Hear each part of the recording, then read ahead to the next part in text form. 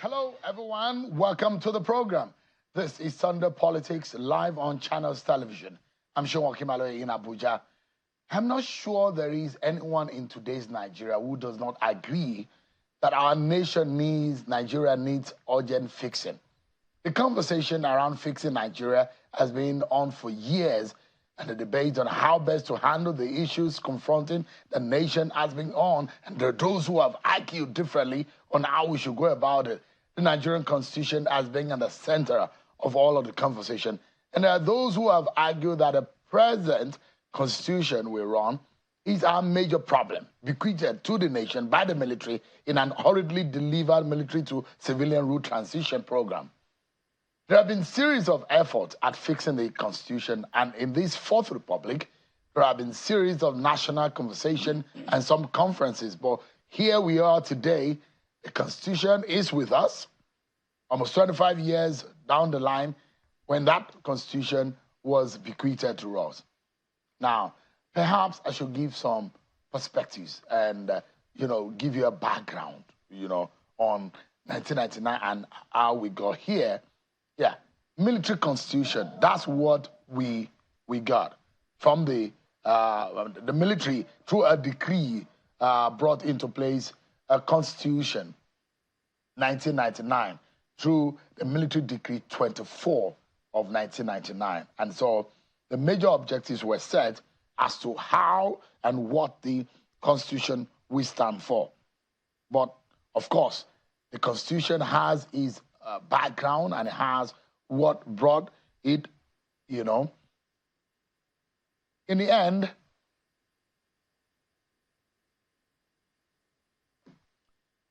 there are criticisms about the Constitution. Of course, the 1999 Constitution are being criticized for so many issues. That is a product of the military era and with several inputs that are not gotten from the Nigerian people. But the big question will be, there are also attempts by the Obasanjo regime to fix it. So there was a 2005 National Political Reform Conference initiated by President Olusegun Obasanjo. The objective of that conference was to address various national issues, including federalism, electoral reforms, resource control, and the devolution of powers. The outcome was that the conference produced a report with several recommendations, including the adoption of a 6-year single-term presidency and the creation of more states. However, the conference work was largely overshadowed by the controversial attempt to amend the constitution to allow President Obasanjo a third term in office. Fast forward to 2014. So the Yar'Adua government went, here we come. We had the Jonathan government. In 2014, President Goodluck Jonathan convoked the 2014 confab. The objective was very similar to what we had earlier, and it was to address issues of national unity, which was one of our major issues at that time, governance and the structure of the federation. The conference focused on areas such as resource control, state creation, and the devolution of powers. But the outcome was that the conference produced a comprehensive report with about 600 recommendations, including the creation of additional states, the adoption of a new revenue sharing formula, and the establishment of state police. However, the recommendations were not implemented before the Jonathan government left office, defeated in 2015 by the Muhammadu Buhari government, which spent 8 years and shown little interest, him and his party, at implementing or adopting that conference resolution. 2021, we saw an alteration, an amendment to the Nigerian Constitution, which is perhaps about the 5th alteration to the Constitution. It was under the Buhari government. The objective also similar, issues around resource control, electoral reforms, and judicial independence. But the outcome, of course, gave rise to the amendment of the Constitution. Now, if you look at all of these conferences and all of these efforts, one thing is very common. And the common themes across all these conferences are that issues of federalism and devolution of powers, issues of resource control, state creation, and electoral reforms. These are some of the predominant issues that resonated across the last 25 years. So on Friday, President Bola Tinubu welcomed to the presidential villa a group of eminent Nigerians led by a former Secretary General to the Commonwealth, Chief Emeka Anyaoku. And they made a presentation to the president. Chief Emeka Anyaoku did the presentation. He led the group. And let me allow you to remind you of what Chief Anyaoku told President Tinubu. The convening of a National Constituent Assembly with the mandate to produce a draft People's Democratic Constitution. The Constituent Assembly should be of directly elected individuals, elected on non-political party basis, possibly 3 individuals per state and 1 from the Federal Capital Territory. The draft Constitution produced by the Constituent Assembly, as I said, should be put to a national referendum, and if approved, should then be signed by the President as the genuine, legitimate Nigerian People's Constitution. That was a presentation, a Constituent Assembly, and there seems to be a structure that has been presented to the President, but the President responded with some positive body language to their request. Take a listen to the President. I definitely want to assure you that whatever is necessary, I'll put happiness and good governance in the heart of all Nigerians. This is what I will do. I'm still preoccupied with thinking and tinkering with the economic reform. That's my first priority. Once I get that reform in place as soon as possible, then I look at other options. It does look like there's an assurance from the President in his response. The body language also looked to me like he welcomed the group with good spirit and, of course, and in good intention. But then, a lot of what were discussed, we do not know. Let's now speak with a member of that group, the Patriots, and let's get the conversation forward. I'm being joined tonight by a professor of law, a senior advocate of Nigeria and rights activist, Chief Mike Ozekhome. He's live with us here in our Abuja studio. It's a pleasure having you. A member of the Patriots also. I forgot to add that. Thank you so much for coming. Thank you, Shu. I appreciate it. I'm a patriot. Yeah, thank you so much. I've been a pan-Nigerian all my life, 66 years on earth now. And I'm happy that all the conferences you mentioned, I've been part of them. 2005, Obasanjo's Political Reform Conference, I was there. In fact, I headed the splinter group of the civil society group that did a lot of job in this area. Senator Adams Oshomole, Senator Shehu Sani, Smart Adeyemi, they were some members of that, my own group. In 2009, I was also at the Vision 2009 as to how to make Nigeria a great country. And in 2014, at the President Goodluck Ebele Jonathan confab, I was there fully. Incidentally, with all humility, the conference leadership named me the C0 of the conference. It's there on record. And I've been a member of the Patriots Group, which is concerned with nation building.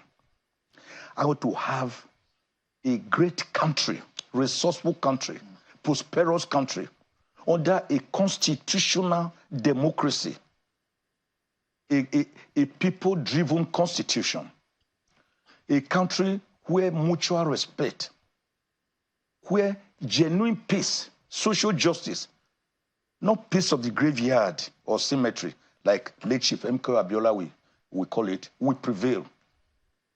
It was this Patriot group that was founded by legendary Chief F.R.A. Williams, who died some years ago at 84. He passed the baton of office to the greatest constitutional lawyer that has emerged from the face of Africa, Professor Ben Nwabueze, senior advocate of Nigeria, who transited last year at the age of 91 years.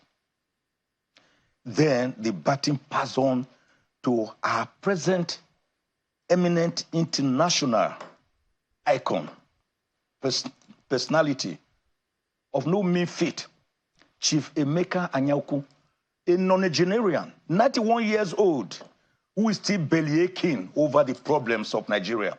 A man who was Secretary General of the 56th Nation Commonwealth of Nations, including Britain, including places like India, controlling Canada.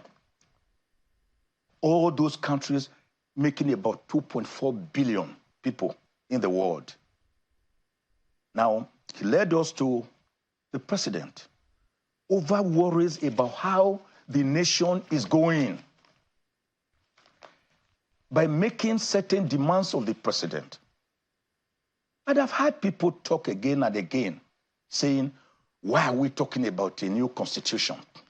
Is that our problem? I said, hello. That is the beginning and the end of our problem. Because a nation without an acceptable and legitimate constitution, which is autochthonous, indigenous, people-driven, can never get nationhood. As the program goes on, I'm going to give you some examples. But first, because the Constitution is the birth certificate of a country, it's what tells us what system of government that country practices. Is it federalism? Is it unitarism? Is it monarchy? Is it what type of government? Is the Constitution that tells us about rules of engagement. For example, Sheon, you are going from here to Plateau State, Jos. You have to pass through this place here, Lafia. Is that not so? Mm-hmm. You will be going because you are facing Jos. You will pass through Akwanga. You get to Do. Then you get to Jos. That is the only way you can get it because you are going to Jos. Compare with someone who is going to Jos. And then he decides to face Lokoja. He gets to Okene. He gets to Auchi. He gets to Benin. He takes there to Saple. He starts going to Bayelsa. He is not going to get to Kaduna. What will he do?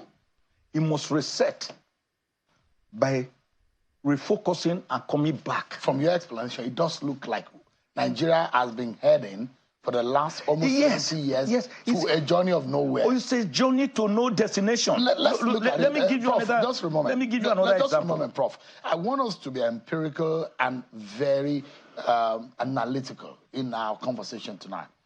And in your explanation and in the wisdom of the Patriots, and I see the group there, led by Chief Emeka Anyauku. I see the likes of Ben Obi, the likes of Senator Shehu Sani. Yeah. These cut across political biases. No, it's even non-political. It's a political group. Partisan. For example, I am not a politician. Yeah, but you see the personalities there.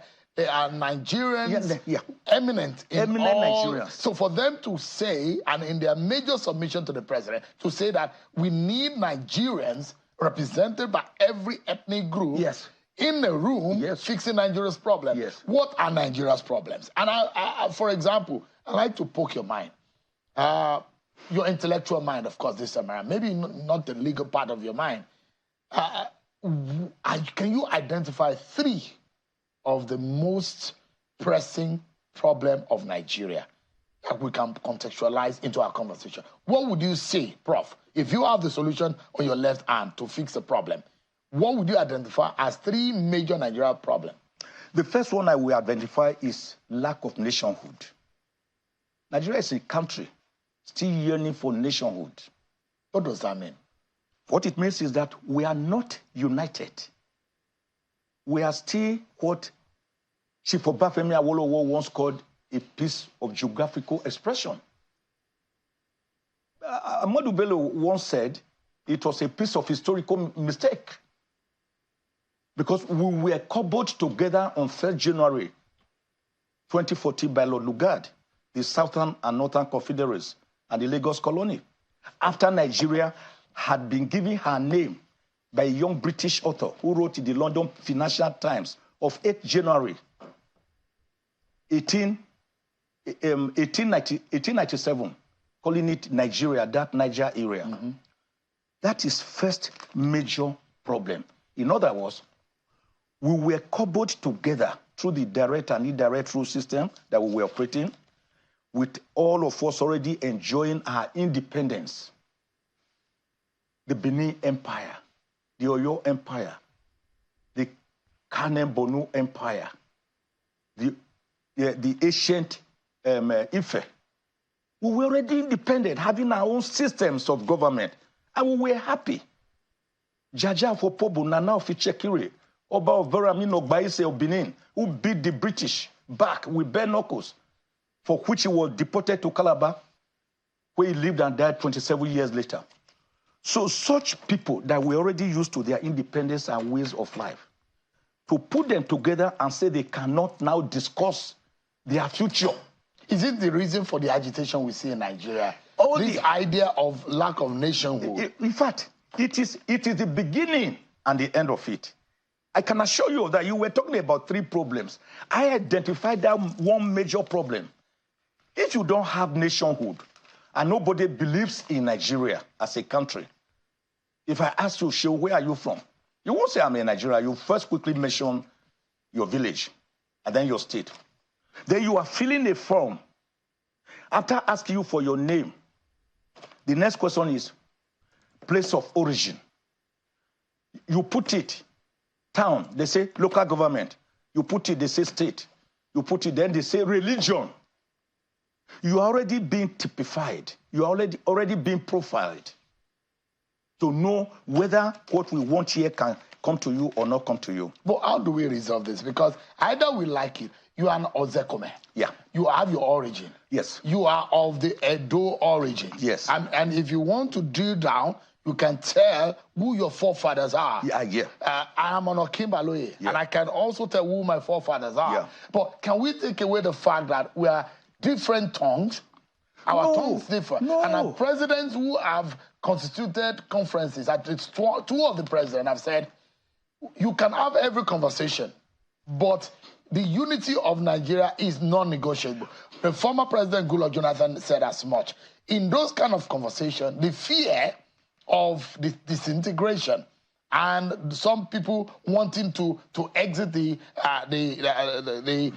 nation might start, don't you think? Now, I tell you, Shehu, I am not saying every Nigerian should now be the same person. In fact, I've always argued, and I'm on record to say that of Professor Onigu Otite's 374 ethnic groups in Nigeria, through his demographic survey, he was a great sociologist that speak over 380 languages. Each of them must have a place and be respected in where he comes from. But when you want to roughing it over others, for example, like former President Buhari calling a whole ethnic group, one of the 3 largest ethnic groups, the Igbos, Southeast, as a dot in the cycle. What will you call me? A minority within a minority from Ijukwe, near Agenebode, Isako, East Local Government Area of Edo State. What are you going to call me? But in America, for example, they first ask you, what's your name? You tell them. They say, where are you from? We ask you, what do you mean? You mean where I work? Or where I schooled? Or where I live now? Or where I was born? Because each of them would have been different. But they regard themselves as Americans. So they have what you call faith in their country. We do not have faith in our country. How do we do that? And that is why when you go around on a Sunday, tomorrow is Sunday, today is Sunday. If you are go around, you will see different town unions. Where will you see a Nigerian union holding a meeting? So it's like the Bible. It says, seek ye first the kingdom of God and his righteousness, and all things shall be added. If we get it right, constitutionally, because the present foundations are fundamentally damaged. They are damaged. I give you an example, Sheung. If you have a house that the walls are cracking, how do you repair the walls? Do you go to the walls, you take a hammer, you begin to chisel it with a chisel, right? Then you get cement, mortar. You call it bricklayer and say, help me patch this wall. He patches it. In 1 or 2 months' time, more chaos, more gullies, more cracks appear on the wall. You have to look for the cause of that wall. You discover that there's a big tree in your compound whose trees have sprouted. They have become so big that they have gone towards the foundation of the house. And it's what is actually threatening it to fall. What do you do to that tree? You don't go to the tree and cut off the branches, because the branches will grow anyway again, and the walls will continue to crack. You go to the tree, to the roots. To the roots, uproot it. So this solution, root and branches. The solution, the proposition of the Patriot is getting to the root of Nigeria's problem. Getting to the root of Nigeria's problem. So three representation of every ethnic group. That's what the Patriots said. So based on the sociology's recommendation, so we'll be talking about roughly 100. But the Patriots have looked at it again after further discussion that, look, we have suggested 3 representation elected on no-party basis. By the way, there are 3 modes of throwing up people to represent you: election, selection, or sortition. What do you call sortition? By lot. Now, the Patriots suggest 3 from each each state.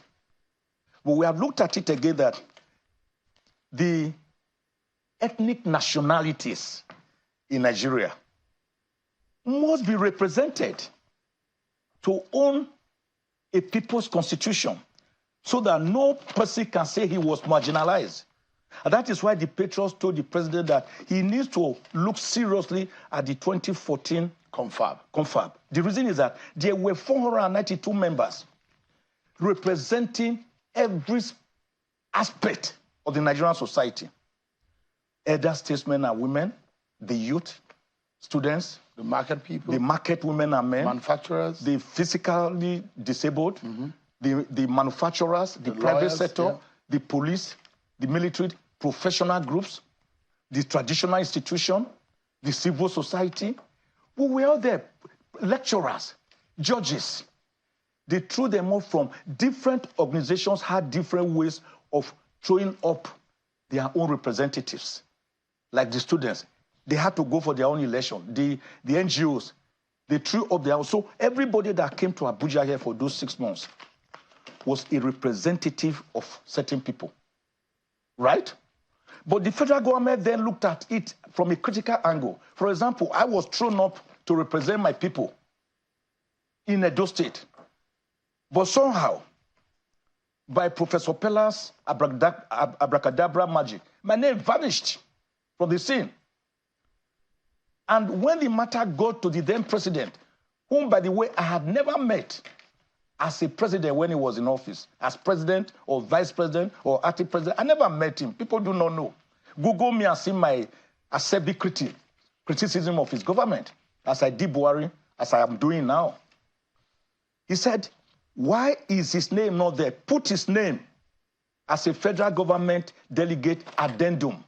That is why tomorrow, when I'm going out, I hear somebody say addendum.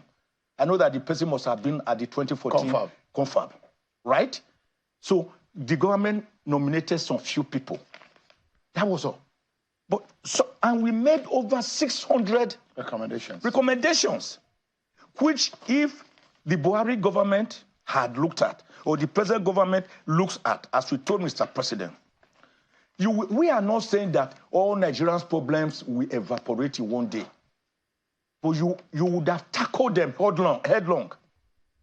Do you understand me? Mm-hmm. And I try to, some of us who are nation builders, I'm not a politician. I regard myself as a nation builder, a human rights activist, a pro-democracy campaigner. I sit down to think and bellyache about the problems of Nigeria. Do you know, Sheon, that as far back as 1986, I had taken the then President Ibrahim Badamasi Babangida at the Armed Forces Ruling Council, AFRC, at the Attorney General to court against removal of petroleum subsidy. The judgment was December 29, 1987, by Justice Agoro. Just Google National Concord, Mike Ozekhome, Babangida. 37 years ago, this oil subsidy we are still fighting over today. Because my argument was that you cannot be made to pay for a product that you are having, like other people do not have it. What late Professor Claude Ake would describe as a disarticulate economy, where you produce what you don't consume and consume what you don't produce. That thing I saw 37 years ago is what we are still fighting over today. And guess what again? I was the first proponent that June 12th should be a Democracy Day and not May 29, which is a mere handover. I fought this over the years. Later, in 2018, General Muhammadu Buhari as president made June 12th the Democracy Day. The same way, at the 2014 National Conference, I moved a motion that Nigeria should go back to the first national anthem, the original anthem. Although a lot of people disagree with it. Yes, a lot of people have disagreed, but the entire 492 members, one of the few instances in which there was mass consensus, they brought that motion and we all stood up instantaneously and sang Nigeria, we hate thee. I wrote a book Chief Ozekhome, by that title, Nigeria, we hate thee. In all of this, you've mentioned one major issue that is of paramount importance if we need to reform this country and if we need to go forward, which is the question of national unity. But we'll take a break. When we return, I'd like you to also explain how this will benefit the Nigerian poor. Because a lot of them, when you say Constitution, they will ask you, who Constitution helps self? Because what matters to them is the food on their table and the money in their pocket and how they will feed. And I'd like you to explain the nitty-gritty of how a reformation of the Constitution or a birth of a new Constitution will help Nigerians, especially the average person. And of course, the issue of legality. Yeah. The Patriots mentioned the issue of referendum and how the National Assembly will come into. That was a major legal debate. Yeah. We'll take a break, everyone. But when we return, our conversation with Chief Mark Ozekhome continues, and we shall be discussing the plight of the average Nigerian, the way to deal with all of these problems under the Tinubu government. If the Tinubu administration accepts the Patriots' advice, will he be the greatest president we have seen in the last few years? Well, that's a big question. If the president accepts and adopts some of their recommendations, Chief Mark Ozekhome is with me on the program. I'll be back after this break, everyone.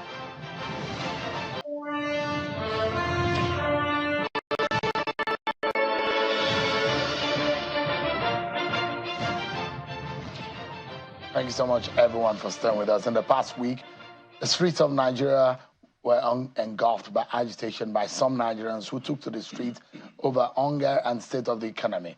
Let's get back to our conversation with Chief Mark Ozekhome, who is one of the Patriots, a group that went to the president to discuss the way forward and the solution to Nigeria's problem. Thank you so much, Professor Ozekhome, for your time tonight. Yeah, thank you very much. A lot of Nigerians always have time for Nigeria. Absolutely. A lot of Nigerians are arguing differently about the approach. But the question is that one thing that people are not disputing is that we have a challenge. And how we get there, the processes, and is what is getting us talking. There must be something at the minds of the Patriots that made them to stand up, come together, and say, let us go to the president and discuss.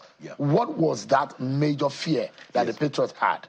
Yes, after we had a colloquium in March this year, very big colloquium, attended by president governors, past governors, president senators, House of Reps, past ones, members of the diplomatic or captains of industry, the civil society. Most humbly, I presented the paper, the lead paper, the keynote address. The Patriots came to the conclusion that Nigeria was on the precipice, on a dangerous precipice. And we cannot continue to pretend. You have a sore, then you bandage it and put sweet-smelling Sasarobia or Herman or Hugo Boss perfume. And you pretend that the sore is not there. It's there. So they saw the clear and present danger of Nigeria losing it. In what sense? In the sense that Nigeria is a pluralistic society. Pluralistic societies are governed by constitutions that take into consideration the peculiarity of the people, usually through federal constitutions, not the type of unitary system we are operating. The Patriots gave the example of Canada, India, and Switzerland. Pluralistic societies that have their constitution subjected to the people in a referendum, and they are united. The Patriots gave the example of Yugoslavia, which was under former Tito. They are broke up into 7 countries, independent states. The Patriots gave the example of Czechoslovakia. After living together for 100 years, they broke up into Czech and Slovakia. Coming home, we gave the example of Sudan here. They had lived together for 3,000 years. A few years ago, they broke up into Sudan and Southern Sudan, and the wars have not ended. The Patriots therefore felt that there is the need, the urgency of yesterday, for Mr. President now to introduce a president's executive bill to the National Assembly. The fear of the National Assembly has always been that they are trying to be sidelined. No. Although the present constitution being militarily imposed as a schedule attached to Decree number 24 of 1999 is not a people's constitution, lying in its preamble that we, the people of Nigeria, made it when it was never subjected to a referendum or plebiscite. But are those we still know that it is still the constitution we are using. There are constitutional legal minds that have also argued that when we say it's not the people's constitution, that non-Nigerians did not draft that constitution. When they drafted it, and you know eminent lawyers who came out together was it subjected to help draft that was it subjected to any referendum in there this are those country? who also say that which countries of the world do you have every person of the country impute in their constitution? I will give examples during this program. Their inputs are usually through a referendum, a plebiscite.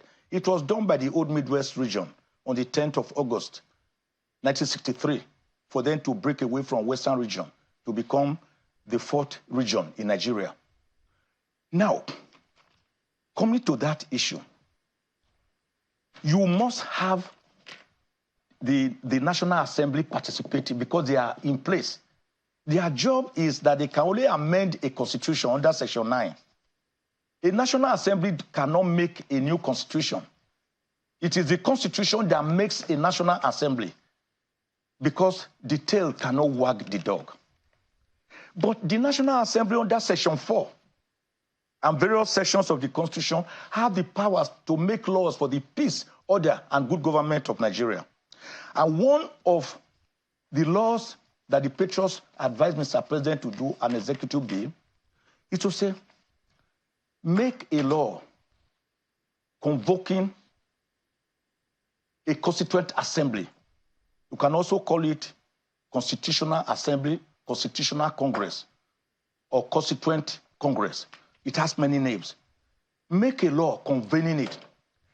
Then allow people to be elected on non-political partisan basis, while allowing the ethnic nationalities to be there thrown up by their people. This Constituent Assembly will now take into consideration the problems we are having. What are these problems? Of course, they will call for memorandum from the Nigerian people. They will look at the problems and then make a brand new constitution. It is not ended. That brand new constitution must be subjected to a referendum of the people, because the process by which a constitution comes into being is even more important than the contents of the constitution.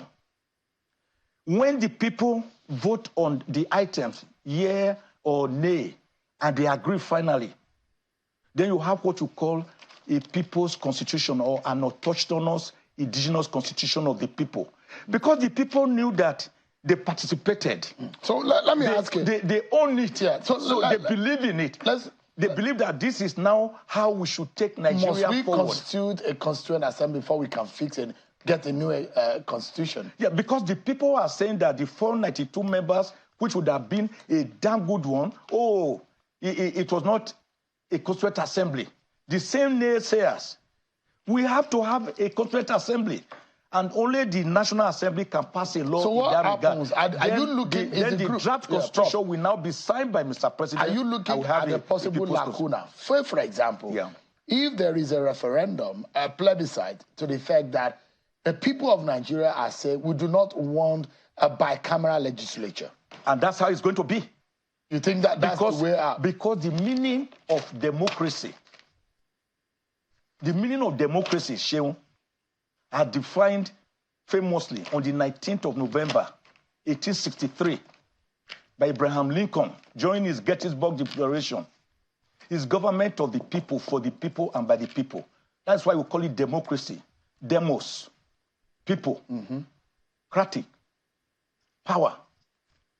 Prof, that's power of the people. Now, the point I'm making, do you understand what I mean? That there will be recommendations that we go into the referendum of, that we dissolve. Yeah, we dissolve the current political constitution of Nigeria. Sure, because how do you then transit? That will be. We have at least 9 to 13 off-cycle elections in states. We do not have a regular. Just about 29 states have governorship election constituted or done at the same time in the normal election cycle. Now, it then means that, let's assume that the Nigerian people say, we do not want states again. Yeah.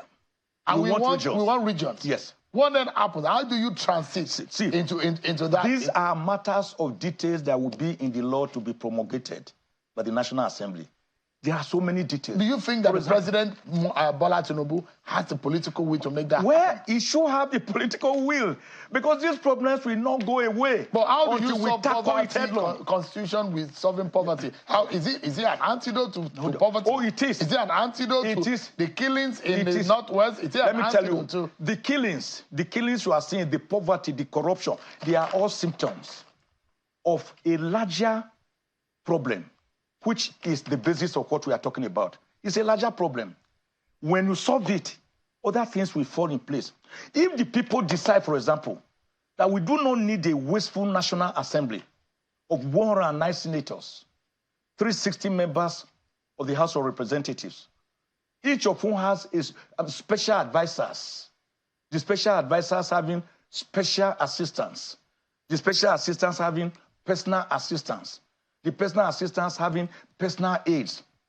Then you have one position carrying accretions up to 15 to 50, draining the little money that we have. And also maybe that they will also discuss how a state government, unlike any other federal state in some part of the world, we have resources under their soil and they are not able to benefit from it. These are some of the issues. For example, if the people decide that, look, we need only one We don't need a bicameral legislation. We need unicameral.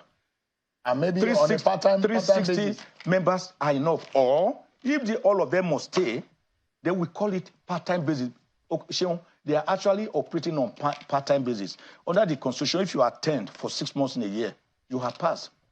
So if you say part-time basis, then only those who have the interest of Nigeria at heart, who are not going to Abuja to make money, you will see coming up. If the president, they can also say, Professor Ozekhome, if President Tinubu today proposes an executive bill to the National Assembly for the constitution of a constituent assembly for the purpose of birthing a new constitution, you think this present National Assembly, as it is presently constituted, will agree to it? That is knowing that there might be a prime target of such, let me tell you, a process. That is why they just have to agree.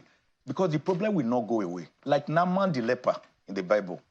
He had to dip himself into River Jordan 7 times to become cleansed of his leprosy. We must clean ourselves of our political leprosy.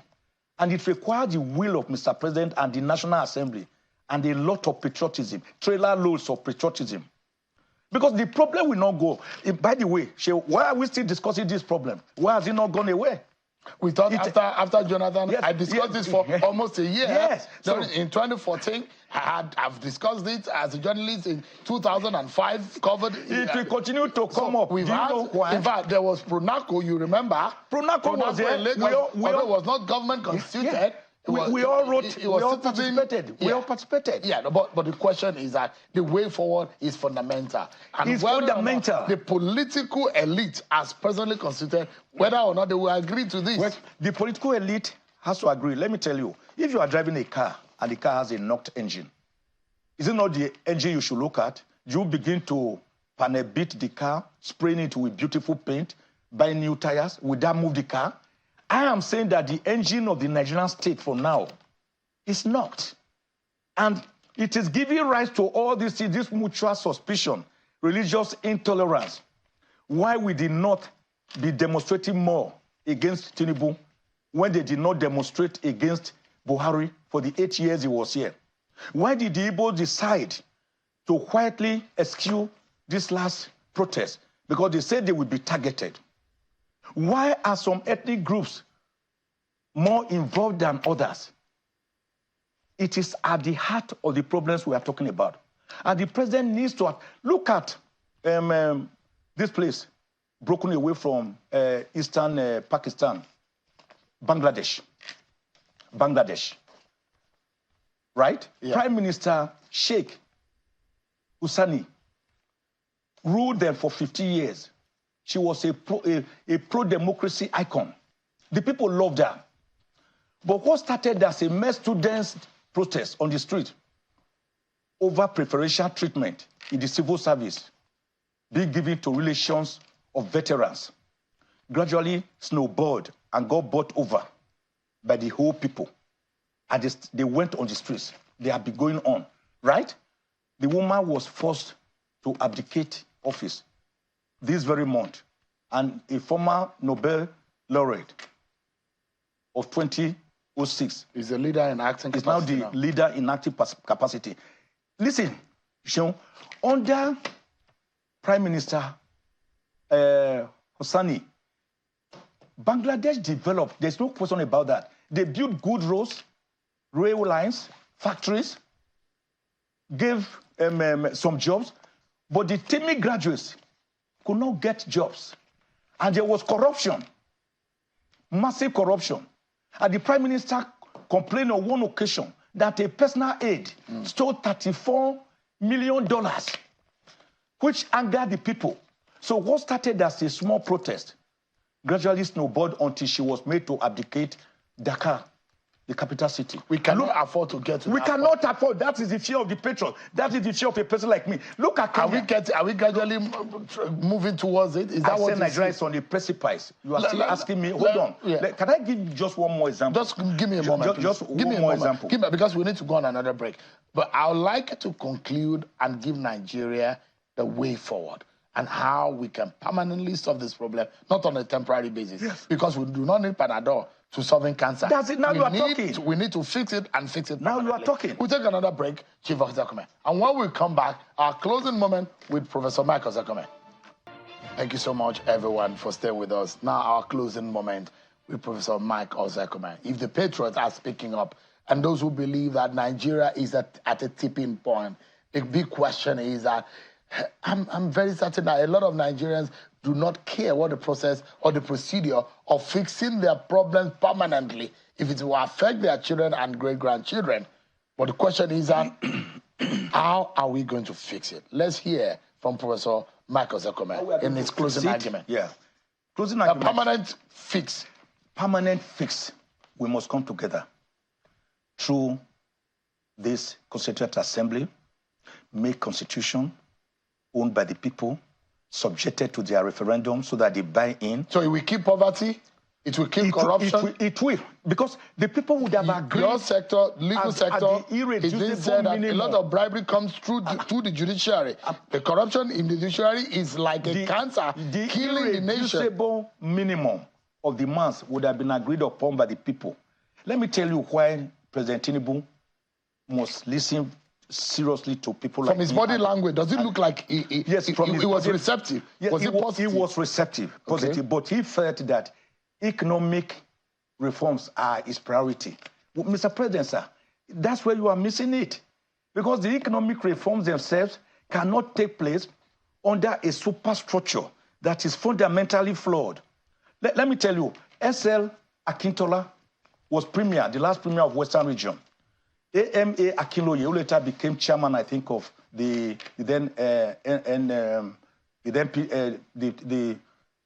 party before the PDP. He went to Akintola on a visit. He went with a cassette. He played it. He said, sir, they are praising you everywhere and Conyo, that you are the best. One young man, Kazim, that was with him, a personal aide, said, sir, I've listened to the cassette. It's not true, sir. That is not what the people are saying. I think the time has come for you to even resign. He said, no, these are written in a book. He said, no, it's too late now for me to resign. Of course, the problem came. He was consumed. Tafawa Balewa, as prime minister, was at the airport in Ikeja. And a journalist asked him, sir, what do you do about this wildfire burning in the western region?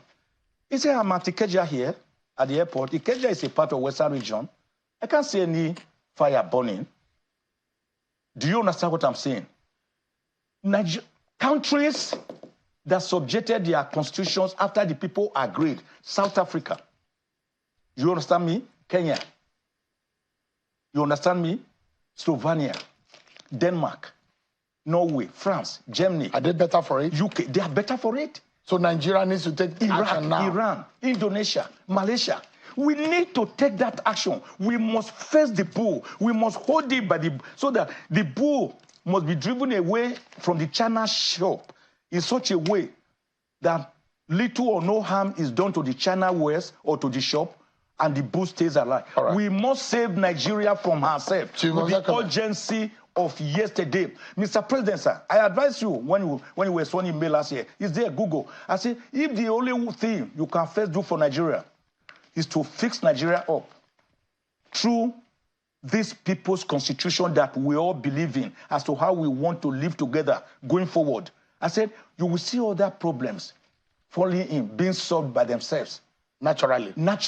Right. They will fall in place. We are totally out of time, but I must sincerely thank you tonight for your intervention and extend my regards to all the members of the Patriots and every Patriot that is not a member of the Patriot that are of the Nigerian stock. Yeah. Congratulations to you, because we realize that we have a problem as a people. Yes. And we are moving gradually with the consciousness in the mind of a lot of Nigerians. Yes. Nigerians are no longer docile. Yes. They have now realized that their destinies are now in their hands. The youth, the Gen 6, the Gen Z, they are all protesting because their yesterday has been stolen from them. And we cannot allow today also to be stolen and flitter away. Today has also been stolen. And they are now arguing that you can't steal my future again. That is why they are on the streets. Sir, Mr. President, sir, don't let anybody deceive you. Go out by yourself. There is hunger, there is starvation, there is anger. All right. Thank you so much. I will leave it tonight. Thank you so much, everyone, for watching. I'll see you tomorrow at 7 p.m. God bless Nigeria.